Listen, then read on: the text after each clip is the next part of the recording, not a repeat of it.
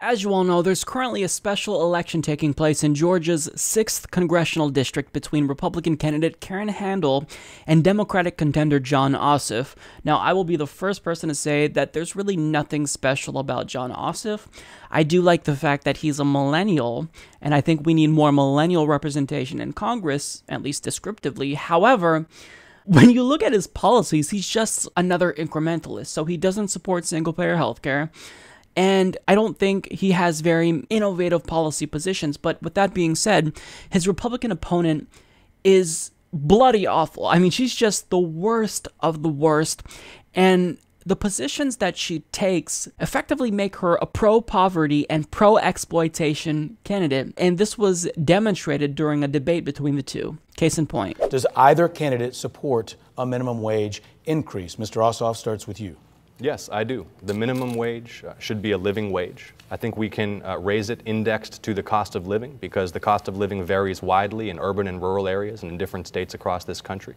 I think that increase needs to be implemented at a pace that allows business owners to adapt their business plans so they're not shocked. Their business plans are not shocked by a sudden increase in labor costs. But look, if someone's working a 40-hour work week, they deserve the kind of standard of living that Americans expect. That's part of the American dream, and there are too many folks who are having trouble making ends meet. Minimum wage. This is an example of the fundamental difference between a liberal and a conservative. I do not support a livable wage. I do not support a livable wage. What the hell did you just say? I do not support a livable wage. What I support is making sure that we have an economy that is robust with low taxes and less regulation so that those small businesses that would be dramatically hurt if you impose higher minimum wages on them are able to do what they do best, grow jobs and create good paying jobs for people in the 6th District. Wow. So that is a Freudian slip if I've ever seen one.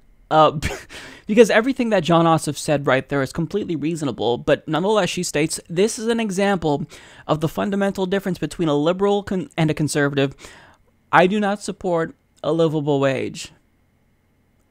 Wow, Karen, thank you for saying exactly how the Republicans really feel, because this isn't too surprising, but I mean, to hear the words come out of your mouth, I mean, kudos to you. That takes a lot of guts to say something that awful and still continue to run, not just drop out due to shame. So she's effectively arguing for indentured servitude because she wants to grow jobs by not stifling growth, by forcing businesses to pay workers a living wage.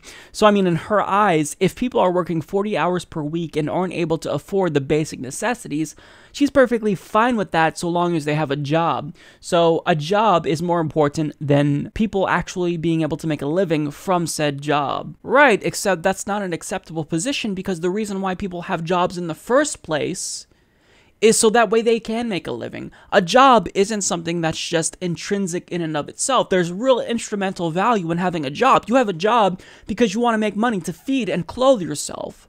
So the fact that more people has jobs means absolutely nothing if people are being exploited and they don't have enough money to pay their rent. So think about what you're saying just for a minute, and you'll realize just how idiotic a statement that really is. I do not support a livable wage. There just has to be an excuse, right? Is she going to contend that she was taken out of context or that she misspoke? Well, actually, she's not really backing down from her position. So she tells WSB-TV, I was talking about the mandate. My opponent believes that having more federal government mandates is what will grow salaries. What I believe is the solution for all working Georgians to be able to earn a better salary. I really believe that the solution to helping ensure that all hardworking Georgians can make a good salary is not through mandates. My opponent believes that government should mandate and dictate. Well, that's nice that you believe that the debunked theory known as trickle-down economics is what will increase our salaries and that, a rising tide will lift all boats. But that's a theory that's demonstrably false And it completely ignores the fact that companies, they want to make money. They don't care about the workers, but according to Karen here, so long as there's just less regulations on businesses, then that's all that matters. And, these businesses are going to be so kind to workers. It's not like these companies are doing everything in their power to stifle any types of unionization. It's not like they're already fighting against paying their workers a living wage. No, these companies are altruistic. They actually care about their worker. No, that's bullshit, and nobody who actually works a minimum wage job believes that. So Karen here is she's the perfect representation of the modern Republican Party. They're in favor of exploiting the working class at the behest of the bourgeoisie. But when it comes to Karen Handel, that's not all. She's also against same-sex marriage and adoption for same-sex couples. She also wants to ban abortion and defund Planned Parenthood. She's against stem cell research. Wow, stay classy there, Karen. And she also wants to repeal the Affordable Care Act. And now we know where she stands on a living wage. She is against it, unequivocally. Wow. What a stand-up individual you are. You are unequivocally against a living wage. So that way big businesses are able to exploit their workers, make more money, and then donate to your campaign. Honestly, I'm glad that she said this. She represents her party perfectly. Good job, Karen. Thank you for telling us how Republicans really feel when it comes to us peasants. I hope you lose. Support this podcast by joining the independent progressive media revolution today at humanistreport.com.